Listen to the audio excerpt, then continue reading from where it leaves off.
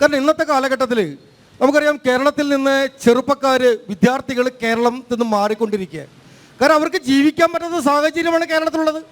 അപ്പോൾ അതുകൊണ്ട് അദ്ദേഹത്തിൻ്റെ ചോദ്യം വളരെ പ്രസക്തമായ ചോദ്യമാണ്. റോഡുകൾ, നമുക്കറിയാം ഈ നാടിൻ്റെ വികസനം നരേന്ദ്രമോദിയുടെ ഗവൺമെൻറ് അധികാരത്തിൽ വന്നതിന് ശേഷം 160 കിലോമീറ്റർ ദേശീയപാത, ആ ദേശീയപാത നിർമ്മിച്ചു എന്ന് കാണാൻ സാധിക്കും. നമുക്കറിയാം 65,000 കോടി രൂപ, 65,000 കോടി രൂപയാണ് കേരളത്തിന് വേണ്ടി നരേന്ദ്രമോദിയുടെ ഗവൺമെൻറ് അനുവദിച്ചത്. നിങ്ങൾ മനസ്സിലാക്കണം, 2014 മുൻപ് 1811 കോടി രൂപയാണ് ഈ രാജ്യത്ത് അനുവദിക്കപ്പെട്ടത്. ആ സമയത്താണ് 65,000 കോടി രൂപ നരേന്ദ്രമോദി സർക്കാർ ഈ കേരളത്തിലെ റോഡ് വികസനത്തിന് വേണ്ടി ചെലവഴിച്ചത്. അതുപോലെ തന്നെ നമുക്ക് അറിയാൻ സാധിക്കും കേരളത്തിലെ PWD റോഡുകൾ, ആ റോഡുകൾക്ക് വേണ്ടി 506 കോടി രൂപയാണ് നരേന്ദ്രമോദി സർക്കാർ കേരളത്തിൽ അനുവദിച്ചത്. അതുപോലെ സ്മാർട്ട് റോഡുകൾ, ആ സ്മാർട്ട് റോഡുകൾക്ക് വേണ്ടി 427 കോടി രൂപ മോദി സർക്കാർ അനുവദിച്ചു.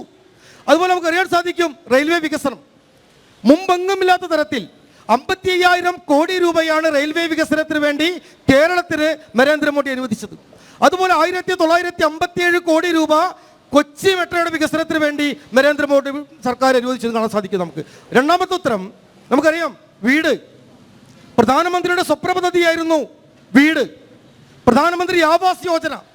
ആ ആവാസ് യോജന പദ്ധതി പ്രകാരം നമുക്കറിയാൻ സാധിക്കും നഗരങ്ങൾ, ആ നഗരങ്ങളിൽ നമുക്കറിയാം കേരളത്തിലെ 1,06,661 വീട് അനുവദിച്ചു.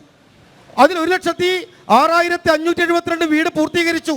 1,884 കോടി 69 ലക്ഷം രൂപ കേന്ദ്ര സർക്കാർ അതിനുവേണ്ടി കേരളത്തിലേക്ക് അനുവദിച്ചു എന്ന് കാണാൻ സാധിക്കും. പ്രധാനമന്ത്രി ആവാസ് യോജന ഗ്രാമീണ തലത്തിലേക്ക് നമുക്കറിയാൻ സാധിക്കും 21,933 വീട് അനുവദിച്ചു. 19,850 വീടുകൾ പൂർത്തീകരിച്ചു.